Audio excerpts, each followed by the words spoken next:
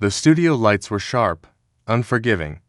A haze of tension seemed to blanket the air as Greg Gutfeld leaned slightly forward in his chair, a rare edge in his voice. "Look," he said, glancing sideways at Megyn Kelly, who nodded in agreement. "We're not here to start a witch hunt, but at some point, we have to stop pretending." The audience didn't know what to expect, but the murmurs grew louder. This wasn't just another political jab or celebrity critique. No, this was something bigger. Gutfeld, never one to shy away from controversy, had just uttered a name that froze the room. Ellen DeGeneres. Megyn Kelly's tone was cool, calculated. "For years," she began, "Ellen was America's sweetheart, the dancing, the kindness, the be nice brand, but behind that smile, it's not all it seems. And honestly, it never was." Backstage, Ellen's team was watching, visibly uncomfortable. One assistant looked like she wanted to turn off the monitor. Another nervously checked her phone. Ellen herself, in a quiet dressing room hundreds of miles away, stared blankly at the screen. Her fingers tapped against her coffee mug, but her usual calm had vanished. What was happening? Greg wasn't holding back. "The media gave her a free pass for years," he said. "But the stories we've been hearing from insiders, they line up. This isn't just one disgruntled employee. It's a pattern," Megyn added.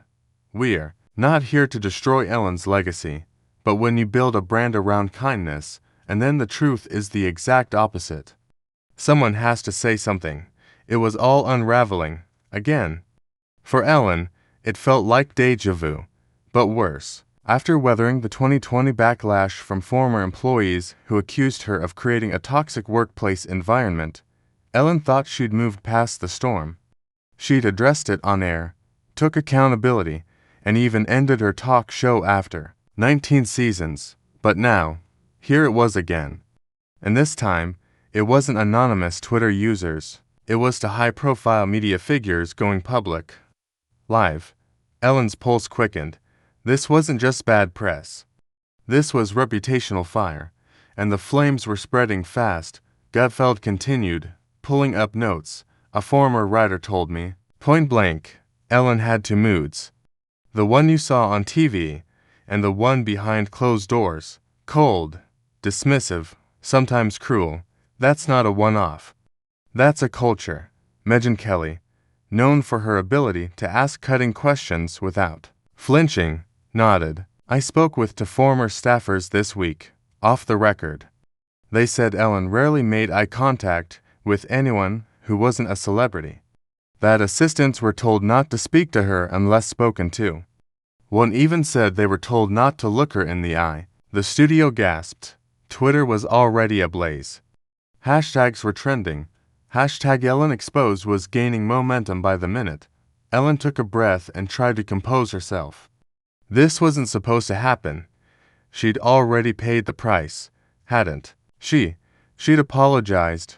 She'd laid low. She'd done the work, or at least she thought she had. But this wasn't just about the past anymore. This was about the story being rewritten, right now. Live, with millions watching. Her phone buzzed. A message from her publicist. "We need to respond. This is going viral." But what could she say? Deny it again? Apologize again? Megyn Kelly's voice cut through the airwaves like a scalpel. "It's not about canceling Ellen. It's about transparency. When someone builds $1 billion brand on kindness and uses it as a shield, that's manipulation.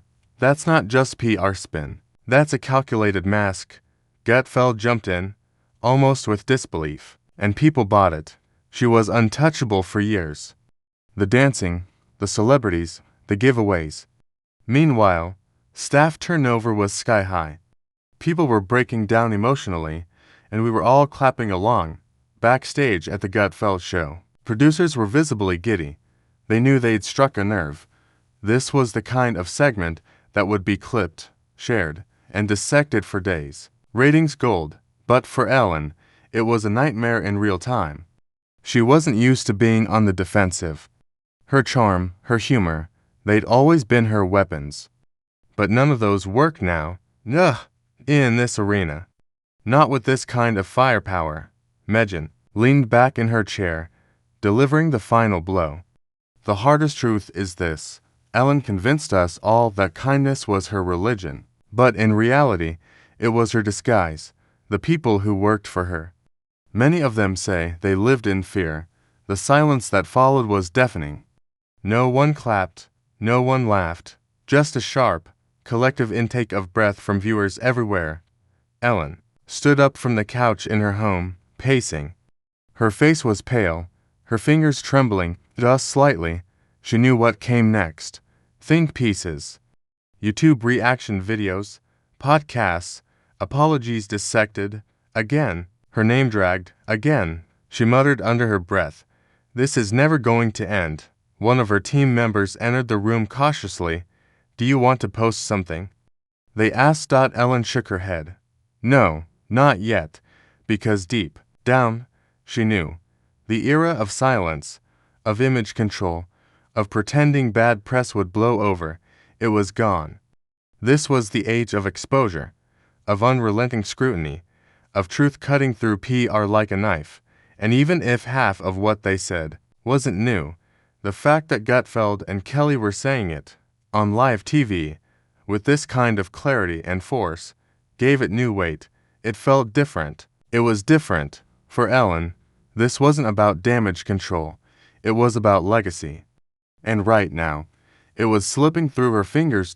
In the days that followed, the media frenzy only intensified. Former colleagues came forward, some defending Ellen, others echoing the criticism. The public was divided. Fans felt betrayed. Critics felt vindicated. And Ellen, she stayed quiet. For now. Because sometimes, when everything you build starts to crack, there's no statement big enough to stop the collapse. You just have to watch and listen. And maybe, finally, take a long, hard look at the truth, because the cameras aren't always forgiving, and neither is the mirror.